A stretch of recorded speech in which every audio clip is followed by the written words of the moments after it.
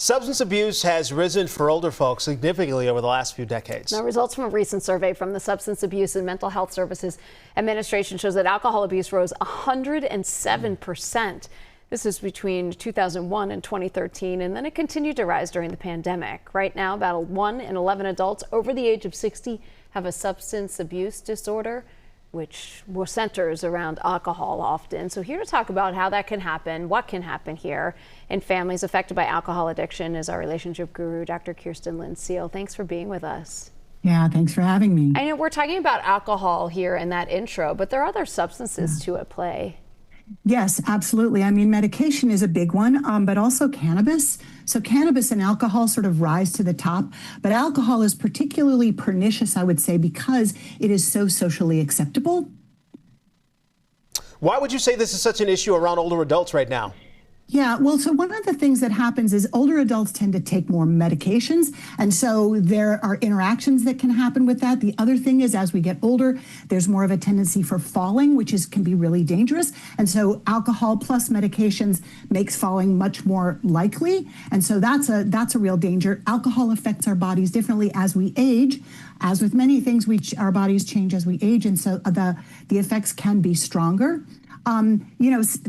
Unfortunately, they're like at senior living facilities, and there are often events that are sort of centered around alcohol, again, because of the socially acceptable piece of this. Mm-hmm. And then the other piece is it can make people feel like they're managing grief and loss better, which, it really doesn't help that, but it can feel like that in the moment. And as we get older, we tend to lose more people, and it can be really hard to manage like a series of losses. Yeah. Kirsten, I think it's going to be a really delicate issue. So if you are worried that a family member or friends you're close with has a drinking problem, what do you do? Yeah, so you want to ask yourself, are you losing sleep because of the problem drinker, right? Are you up sort of, hamster wheeling all your thoughts about like, what if this, what if that? Do you find your moods really fluctuate based on the behavior of the drinker? Like, do you feel like you're walking on eggshells? Do you think that if they would only stop drinking, things would be okay? That's a big sort of red flag. And then if you're often anxious and fearful and tense, or do you feel like, because what can often happen, I see this, in my practice where alcohol will seem to be an issue in the relationship. And one member is saying, I really am worried you have a problem. The other one is just complete denial, no, I don't know what you're talking about. I've always had my 2 vodka tonics or whatever, so that can make you feel like you're crazy because people who are addicted to substances, that becomes their focus, which is also one of the things that can really influence then family relationships, because really their priority is making sure they're getting the substance that they really need. It's one thing though if you notice it in someone else. It's another thing if you notice it or if you have complications yourself, because that can be really tough too. That can be really tough. I mean, the first thing I would say is, if you have ever wondered to yourself, I wonder if I have a drinking problem, even if you've never said it out loud, that is something to pay attention to.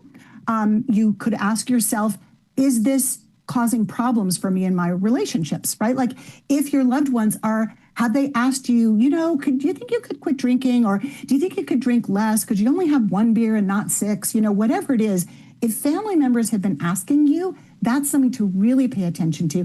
And then the other thing is, do you think about drinking when you're not drinking? I mean, one of the things that I have seen a lot is that sometimes it's actually easier to just stop drinking because then you've stopped, as opposed to, well, I'll have 1 or I'll have 2, or maybe if I go to a barbecue on a Saturday and I'm not working, all these things, what happens is then it just takes up all this space in your head. So you have a lot of noise around this. And sometimes that's why I think programs like AA can really help. They're not for everybody, and they've been around a long time and they have helped so many people. So another place to think about going for help, if it's, more severe, is Hazelden, right? I mean, Minnesota's known for a lot of great recovery places. People often come here for recovery and then end up staying here. So we get a lot of transplanted new Minnesotans from that. Yeah. Right. All right. Well, Kirsten, thank you so much for being with us today. We appreciate it. Absolutely.